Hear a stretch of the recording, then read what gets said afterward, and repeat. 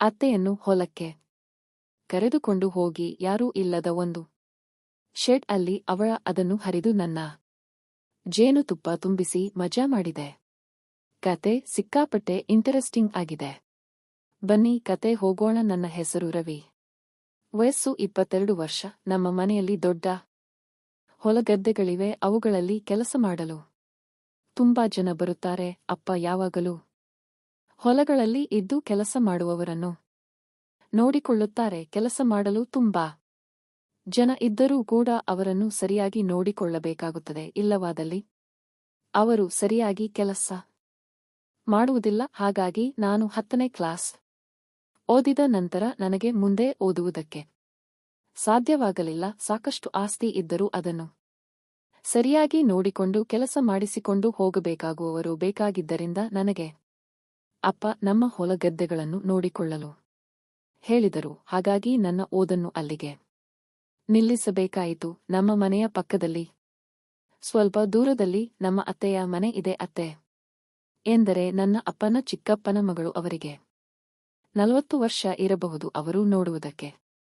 Cinema ನಟಿಯ ತರ ಇದ್ದಾರೆ. ತುಂಬಾ ಚೆನ್ನಾಗಿ ಮಾತನಾಡುತ್ತಾರೆ. ಅವರಿಗೆ ನನ್ನ ಜೊತೆ ತುಂಬಾ ಸಲಿಗೆ ಇದೆ. ಅವರ ಗಂಡ ದುಬೈಯಲ್ಲಿ ಕೆಲಸ ಮಾಡುತ್ತಾರೆ. ಅವರಿಗೂ ಕೂಡ ಹೊಲಗದ್ದೆಗಳಿವೆ.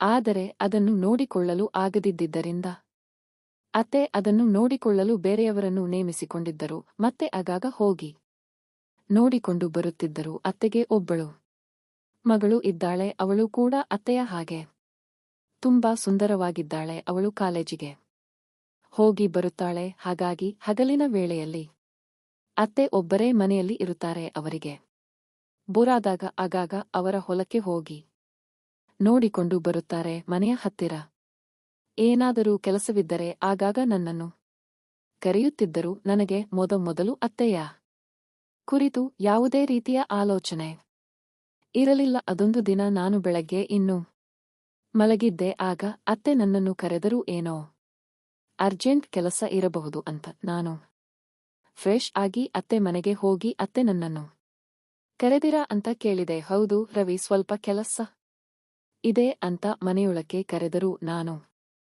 ಅವರ ಮನೆ ಹಾಲಲ್ಲಿ ಕುಳಿತುಕೊಂಡಿದ್ದೆ. ಸ್ವಲ್ಪ ಹೊತ್ತಲ್ಲಿ ಅತ್ತೆ ಹೊರಗಡೆ ಬಂದರು. ಪಿಂಕ್ ಕಲರ್ ನೈಟಿಯಲ್ಲಿ ಬಂದಿದ್ದರು. ಆ ದಿನ ಸ್ವಲ್ಪ ಹೊಸದಾಗಿ ಕಾಣಿಸುತ್ತಿದ್ದರು. ಅವರು ನನ್ನನ್ನು ಬೆಡ್ರೂಮಿಗೆ ಕರೆದುಕೊಂಡು ಹೋದರು. ಅಲ್ಲಿ ಗೋಡೆಯ ಮೇಲೆ ಒಂದು ಡಬ್ಬ ಇಟ್ಟಿದ್ದರು. ಅದನ್ನು ಅವರಿಗೆ ತೆಗೆಯಲಿಕ್ಕೆ ಆಗುತ್ತಿರಲಿಲ್ಲ. ಅದನ್ನು ಸ್ವಲ್ಪ ತೆಗೆದು ಕೊಡ್ತೀಯಾ ಅಂತ ಕೇಳಿದರು. ನಾನು ಅದನ್ನು ತೆಗೆಯಲು ಪ್ರಯತ್ನ ಮಾಡಿದೆ. ಆದರೆ ನನ್ನ ಹೈಟ್ಗೂ ಕೂಡ ಅದು ಸಿಗುತ್ತಿರಲಿಲ್ಲ.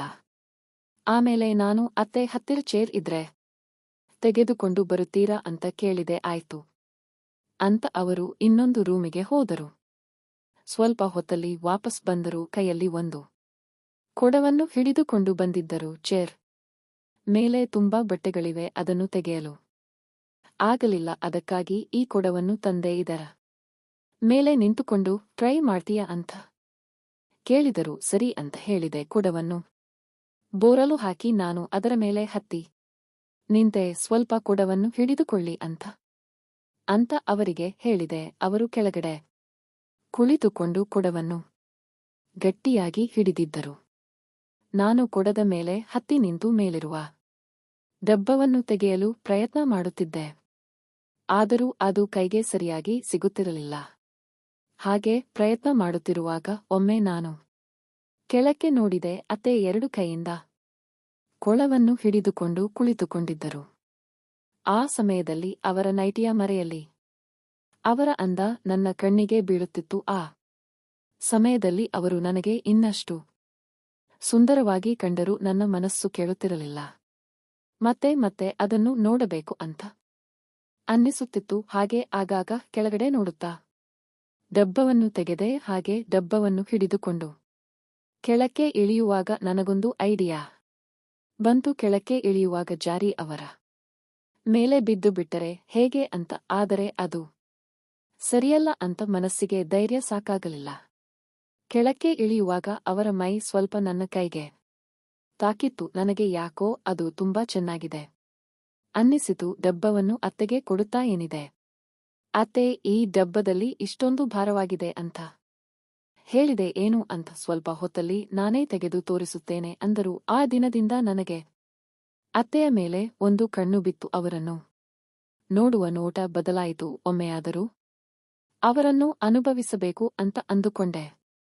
ಅದಾದ ನಂತರ ಅತ್ತೆ ನನಗೆ ಏನಾದರೂ ಸಣ್ಣ ಕೆಲಸಕ್ಕೆ ಕರೆಯಲಿ ಅಂತ ನಾನು ಆಗಾಗ ಅವರ ಮನೆಯ ಎದುರುಗಡೆ ಓಡಾಡಿಕೊಂಡಿದ್ದೆ. ಫ್ರೀ ಇರುವಾಗಲೆಲ್ಲ ಅವರ ಮನೆಯ ಹತ್ತಿರ ಇರುತ್ತಿದ್ದೆ. ಸಾಯಂಕಾಲ ಹೊಲದಿಂದ ಬಂದ ಮೇಲೂ ಕೂಡ ಸುಮ್ಮನೆ ಅವರಿಗೆ ಕಾಣಿಸಿಕೊಳ್ಳುತ್ತಿದ್ದೆ. ಒಂದು ದಿನ ಅತ್ತೆ ನನ್ನನ್ನು ಕರೆದು, ಇವತ್ತು ಏನು ಕೆಲಸ ಇದೆ ನಿನಗೆ ರವಿ ಅಂತ ಕೇಳಿದರು. ಎಂದಿನ ಹಾಗೆ ಇವತ್ತು ಕೂಡ ಹೊಲಕ್ಕೆ ಹೋಗಬೇಕು ಅತ್ತೆ. ಯಾಕೆ, ಏನಾದರೂ ಕೆಲಸ ಇದೆಯಾ ಅಂತ ಕೇಳಿದೆ. ಸ್ವಲ್ಪ ಕೆಲಸವಿದೆ, ತುಂಬಾ ದಿನ ಆಯ್ತು, ಮಧ್ಯಾಹ್ನ ನಮ್ಮ ಹೊಲದ ಕಡೆ ಹೋಗಿ ಬರೋಣ ಅಂತ ಅಂದುಕೊಳ್ಳುತ್ತಿದ್ದೆ ಅಂದರು. ಹೌದಾ, ಹಾಗಿದ್ದರೆ ನಾನು ಏನು ಕೆಲಸ ಮಾಡಿಕೊಳ್ಳಬೇಕು ಅಂತ ಕೇಳಿದೆ. ನಾನು ನೆನ್ನೆ ಕೆಲಸ ಮಾಡುವಾಗ ಕಾಲು ಸ್ವಲ್ಪ ನೋವು ಮಾಡಿಕೊಂಡೆ, ಅದರಿಂದ ನಡೆಯುವಾಗ ಸ್ವಲ್ಪ ಕಷ್ಟ ಆಗ್ತಾ ಇದೆ ಅಂದರು.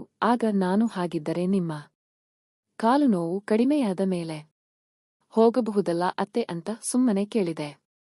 ಅದು ಸರಿ, ಆದರೆ ಇವತ್ತು ಹೊಲವನ್ನು ನೋಡಲು ಯಾರೋ ಬರುತ್ತಿದ್ದರು ಅಂತೆ. ಆ ಸಮಯದಲ್ಲಿ ನಾನು ಅಲ್ಲಿಗೆ ಹೋಗಬೇಕು ಅಂತ ಹೇಳಿದರು. ಹೌದಾ, ಹಾಗಿದ್ದರೆ ಒಂದು ಕೆಲಸ ಮಾಡಿ, ನನಗೆ ಹೊಲದಲ್ಲಿ ಸ್ವಲ್ಪ ಕೆಲಸವಿದೆ, ನಾನು ಅಲ್ಲಿಗೆ ಹೋಗಿ ಬರುತ್ತೇನೆ. ಸುಮಾರು 11 ಗಂಟೆ ಅಷ್ಟೊತ್ತಿಗೆ ಬರುತ್ತೇನೆ, ನೀವು ರೆಡಿಯಾಗಿರಿ. ಆಮೇಲೆ ನಿಮ್ಮನ್ನು ನಿಮ್ಮ ಹೊಲಕ್ಕೆ ಕರೆದುಕೊಂಡು ಹೋಗುತ್ತೇನೆ ಅಂತ ಹೇಳಿದೆ. ನಿಮ್ಮ ಹೊಲದಲ್ಲಿ ಅರ್ಜೆಂಟ್ ಕೆಲಸವಿದ್ದರೆ ಪರವಾಗಿಲ್ಲ ರವಿ, ನಾನು ಹೇಗಾದರೂ ಹೋಗುತ್ತೇನೆ ಅಂತ ಹೇಳಿದರು. ಆಗ ನಾನು, ಹಾಗೇನಿಲ್ಲ ಅತ್ತೆ, ಒಂದು ಸ್ವಲ್ಪ ಕೆಲಸ ಇದೆ ಅಷ್ಟೇ, ಮೋಟಾರ್ ಆನ್ ಮಾಡಿ ಬರಬೇಕು, ನಾನು ಬೇಗ ಮುಗಿಸಿಕೊಂಡು ಬರುತ್ತೇನೆ, ನೀವು ರೆಡಿಯಾಗಿರಿ ಅಂತ ಹೇಳಿದೆ. ನಾನು ಕೂಡಲೇ ನನ್ನ ಮನೆಗೆ ಹೋಗಿ ನೋಡಿದ. ಅಲ್ಲಿ ನನ್ನ ಬೈಕ್ ಇರಲಿಲ್ಲ. ಹೋಗಿ ಅಮ್ಮನನ್ನು ಕೇಳಿದೆ, ನನ್ನ ಬೈಕ್ ಯಾರು ತೆಗೆದುಕೊಂಡು ಹೋಗಿದ್ದಾರೆ ಅಂತ. ಆಗ ಅಮ್ಮ, ಹೊಲದಲ್ಲಿ ಏನೋ ಕೆಲಸ ಇದೆ ಅಂತ ಅಪ್ಪ ತೆಗೆದುಕೊಂಡು ಹೋಗಿದ್ದಾರೆ ಅಂತ ಹೇಳಿದರು. ಸರಿ ಅಂತ ಅಪ್ಪನಿಗೆ ಫೋನ್ ಮಾಡಿದೆ. ಎಲ್ಲಿದ್ದೀರಪ್ಪ ಅಂತ ಕೇಳಿದೆ. ನಾನು ಹೊಲದಲ್ಲಿ ಕೆಲಸ ಮಾಡ್ತಾ ಇದ್ದೇನೆ ಅಂತ ಹೇಳಿದರು. ನನಗೆ ಸ್ವಲ್ಪ ಬೈಕ್ ಬೇಕು, ಕೆಲಸ ಇದೆ ಅಂತ ಹೇಳಿದೆ. ಆಗ ಅವರು, ಇಲ್ಲ, ನಾನು ಬೇರೆ ಯಾವುದೋ ಕೆಲಸದಲ್ಲಿ ಬಿಜಿ ಇದ್ದೇನೆ, ಬೈಕ್ ಬೇಕಾದರೆ ನೀನೇ ಬಂದು ತೆಗೆದುಕೊಂಡು ಹೋಗು ಅಂತ ಹೇಳಿದರು. ಸರಿ, ಬರುತ್ತೇನೆ ಅಂತ ಹೇಳಿದೆ. ಅಮ್ಮನ ಹತ್ತಿರ ಹೊಲಕ್ಕೆ ಹೋಗಿ ಬರುತ್ತೇನೆ ಅಂತ ಹೇಳಿದೆ.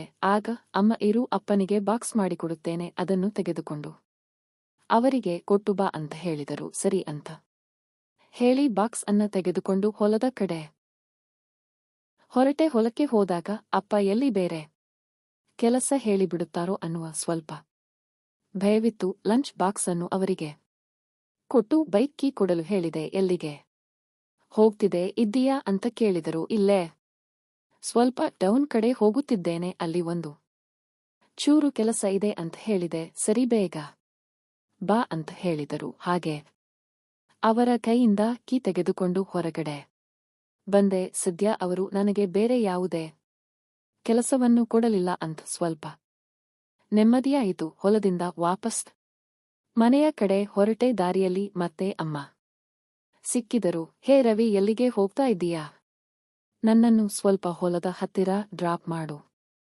ಅಂದರು. ಸರಿ ಅಂತ ಅಮ್ಮನನ್ನ ಮತ್ತೆ ಹೊಲಕ್ಕೆ ಡ್ರಾಪ್ ಮಾಡಿದೆ. ಅಪ್ಪ ಮತ್ತೆ ನನ್ನನ್ನು ನೋಡಿದರೆ ಬೇರೆ ಕೆಲಸ ಕೊಡಬಹುದು ಅಂತ ಸ್ವಲ್ಪ ದೂರದಲ್ಲೇ ಬಿಟ್ಟು ಬಂದೆ. ಅಮ್ಮ, ಬೇಗ ಬಾ, ಲೇಟ್ ಮಾಡಿದರೆ ಅಪ್ಪ ಮತ್ತೆ ಅರಚುತ್ತಾರೆ ಅಂತ ಹೇಳಿದರು. ಆಯ್ತು ಅಂತ ಹೇಳಿ ಅತ್ತೆಯ ಮನೆಗೆ ಹೊರಟೆ. ನಾನು ಅಲ್ಲಿಗೆ ಹೋಗುವಾಗ ಅತ್ತೆ ರೆಡಿಯಾಗಿ ನಿಂತಿದ್ದರು. ಒಳ್ಳೆಯ ಹಸಿರು ಬಣ್ಣದ ಸೀರೆಯನ್ನು ಉಟ್ಟುಕೊಂಡು ತುಂಬಾ ಸುಂದರವಾಗಿ ರೆಡಿಯಾಗಿದ್ದರು. ಹೋಗೋಣವೇ ಅತ್ತೆ ಅಂತ ಕೇಳಿದೆ. ಸರಿ, ಹೊರಡೋಣ ಅಂದರು. ನಾನು ಬೈಕ್ ಸ್ಟಾರ್ಟ್ ಮಾಡಿದೆ. ಅವರು ಮನೆಗೆ ಬೀಗ ಹಾಕುತ್ತಿದ್ದರು. ಹಿಂದಿನಿಂದ ನೋಡಲು ಇನ್ನಷ್ಟು ಸುಂದರವಾಗಿ ಕಂಡರು. ಸ್ವಲ್ಪ ಹೊತ್ತಲ್ಲಿ ಅವರು ಬಂದು ನನ್ನ ಬೈಕಿನ ಹಿಂದೆ ಕುಳಿತುಕೊಂಡರು. ನನ್ನ ಭುಜದ ಮೇಲೆ ಕೈ ಇಟ್ಟುಕೊಂಡು ಕುಳಿತರು.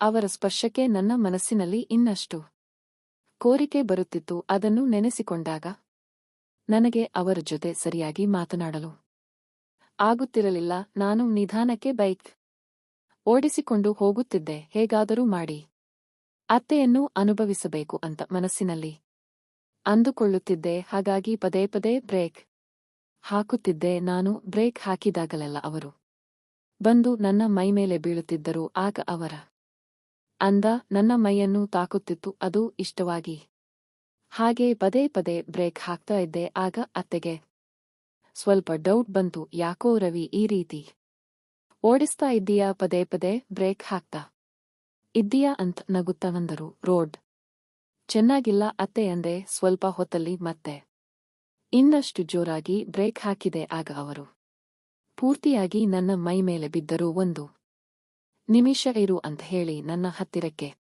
ಬಂದು ನನ್ನನ್ನು ಬಿಗಿಯಾಗಿ ಹಿಡಿದುಕೊಂಡು ಕುಳಿತರು. ಈಗ ಓಡಿಸು ಅಂತ ಹೇಳಿದರು. ಅವರು ನನ್ನನ್ನು ಆ ರೀತಿ ಹಿಡಿದುಕೊಂಡು ಕುಳಿತಿದ್ದು ನನಗೆ ಇನ್ನಷ್ಟು ಆಸೆಯಾಯಿತು. ಅವರ ಜೊತೆ ಓಪನ್ ಆಗಿ ಮಾತನಾಡಿ ಹೇಳಬೇಕು ಅಂತ ಅನ್ನಿಸಿತು. ಏನು ಅತ್ತೆ ನನ್ನನ್ನು ಇಷ್ಟು ಗಟ್ಟಿಯಾಗಿ ಹಿಡಿದುಕೊಂಡಿದ್ದೀರಲ್ಲ ಅಂತ ಹೇಳಿದೆ. ನಿನಗೆ ಬೇಕಾದದ್ದು ಅದೇ ಅಲ್ಲವಾ, ಅದಕ್ಕೆ ಹೀಗೆ ಕುಳಿತೆ. ಈಗಲಾದರೂ ಸರಿಯಾಗಿ ಗಾಡಿ ಓಡಿಸುತ್ತೀಯ ನೋಡೋಣ ಅಂತ ನಕ್ಕರು ಅವರು. ಹಾಗೆ ನಗುತ್ತಾ ಹೇಳುವಾಗ ನಿನಗೆ ಧೈರ್ಯ ಬಂತ, ನೀವು ಈ ರೀತಿ ಹಿಡಿದುಕೊಂಡು ಕುಳಿತರೆ ನನಗೆ ಆಸೆ ಜಾಸ್ತಿ ಆಗುತ್ತದೆ ಅಂದೆ. ಏನು ಆಸೆ ಆಗ್ತಾ ಇದೆ ರವಿ ಅಂತ ಕೇಳಿದರು. ನನಗೆ ನಿಮ್ಮ ಮೇಲೆ ಆಸೆಯಾಗುತ್ತದೆ ಅಂತ ಹೇಳಿದೆ. ಆಸೆ ಆದರೆ ಅದನ್ನು ತೀರಿಸಿಕೊಳ್ಳಬಹುದಲ್ವಾ ಅಂದರು. ನಿಜಾನ ಅತ್ತೆ ಅಂತ ಕೇಳಿದೆ. ಅಲ್ಲಿ ಮುಂದೆ ಹೊಲದಲ್ಲಿ ನೋಡೋಣ ನಡಿ, ಈಗ ಗಾಡಿ ಓಡಿಸು ಅಂತ ಹೇಳಿದರು. ಹಾಗೆ ಅವರನ್ನು ಹೊಲದ ಹತ್ತಿರ ಕರೆದುಕೊಂಡು ಹೋದೆ. ಅಲ್ಲಿ ಹೋಗಿ ನೋಡಿದರೆ ಯಾರೂ ಇರಲಿಲ್ಲ. ಕೆಲಸಕ್ಕೂ ಯಾರೂ ಬಂದಿರಲಿಲ್ಲ. ಪಕ್ಕದಲ್ಲಿರುವ ಒಂದು ಚಿಕ್ಕ ಶೆಡ್ ಅಲ್ಲಿ ನಾವಿಬ್ಬರು ಕುಳಿತೆವು. ಸ್ವಲ್ಪ ಹೊತ್ತು ಅಲ್ಲಿ ಕುಳಿತು ಮಾತನಾಡುತ್ತಿರುವಾಗ ನನ್ನ ಕೋರಿಕೆಯನ್ನು ತೀರಿಸುತ್ತೀರಾ ಅತ್ತೆ ಅಂತ ಕೇಳಿದೆ. ಈ ಹೊಲದಲ್ಲಿ ಹೇಗಿರವಿ ಅಂತ ಕೇಳಿದರು. ಅಲ್ಲಿ ಪಕ್ಕದಲ್ಲಿ ಕೊಯ್ದ ರಾಶಿ ಹಾಕಿರುವ ಒಣಗಿದ ಹುಲ್ಲಿನ ರಾಶಿಯನ್ನು ತೋರಿಸಿದೆ. ಅಲ್ಲಿ ಹೇಗೆ ಆಗುತ್ತದೆ, ಯಾರಾದರೂ ನೋಡಿದರೆ ಅಂದರು. ಇಲ್ಲಿ ಯಾರೂ ಇಲ್ಲ, ಯಾರು ನೋಡುವುದೂ ಇಲ್ಲ. ನಿಮಗೆ ಇವತ್ತು ಹೊಸ ಅನುಭವ ತೋರಿಸುತ್ತೇನೆ ಅಂತ ಹೇಳಿದೆ. ಏನೋ ಎಲ್ಲ ಗೊತ್ತಿರುವ ಹಾಗೆ ಮಾತನಾಡುತ್ತಿದ್ದೀಯ ಅಂತ ನನ್ನ ಕೆನ್ನೆಗೊಂದು ಮುತ್ತು ಕೊಟ್ಟರು. ಮುಂದುವರೆಯಲು ಅದೇ ಗ್ರೀನ್ ಸಿಗ್ನಲ್ ಅಂತ ಅವರನ್ನು ಹಾಗೆ ಹುಲ್ಲಿನ ಮೇಲಕ್ಕೆ ಕರೆದುಕೊಂಡು ಹೋದೆ. ಅವರ ಸೀರೆಯ ಸಿರಗನ್ನ ನನ್ನ ಕೈಯಲ್ಲಿ ಹಿಡಿದುಕೊಂಡು ಮಾತನಾಡುತ್ತಿದ್ದೆ. ಅವರ ಮುಖವನ್ನು ನೋಡುತ್ತಿದ್ದಾಗ ಇನ್ನೂ ಏನು ಯೋಚನೆ ಮಾಡ್ತಾ ಇದ್ದೀಯಾ, ಮುಂದುವರೆಸು ಅನ್ನುವ ಹಾಗಿತ್ತು.